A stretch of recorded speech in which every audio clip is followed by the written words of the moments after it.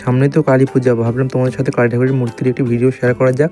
তার জন্য এই কাঠের বেদির উপরে মহাদেবটা বানিয়ে নিচ্ছি। দেখো ভীষণই সহজভাবে এবার পা দুটোকে অ্যাটাচ করে নিচ্ছি, তারপর মহাদেবের পোশাকটা বানিয়ে নিচ্ছি এভাবে। তো আমি কিন্তু এই প্রথমবার মা কালীর মূর্তি বানাচ্ছি, যদি কোনো ভুল ত্রুটি হয় তাহলে সবাই ক্ষমা করে দিও। তো মহাদেবের বডিটা বানানো হয়ে গেছে, মা কালীর বডিটা বানিয়ে নিচ্ছি। তো দেখো প্রথমে কাদা এলো মকারে এভাবে লাগিয়ে নিলাম, তারপর পা দুটোকে ভালোভাবে লাগিয়ে নিচ্ছি।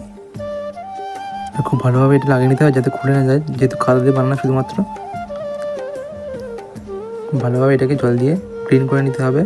তারপর দেখো শিফটে করে মুখটাকে লাগিয়ে নিচ্ছি, তারপর কাইটা করে হাতগুলো লাগিয়ে নিচ্ছি এক করে। দেখো এক এক করে 4টি হাত লাগিয়ে নিলাম। তারপর কাইটা করে মুখটা লাগিয়ে নিচ্ছি। তো এই মুখগুলো আমি আগে থেকে বানিয়ে রেখেছিলাম। তোমার কাইটা করে মূর্তিটা তৈরি হয়ে গেছে, দেখতে পাচ্ছ। আর মূর্তিটি কীরকম হয়েছে কমেন্ট করে জানাতে ভুলো না। মূর্তিটি শুকিয়ে গেলে মূর্তিটি রং করে ডেকোরেশন করে দেখাবো, তার জন্য চ্যানেলটি সাবস্ক্রাইব করে পাশে থেকো নেক্সট পার্টগুলো দেখার জন্য।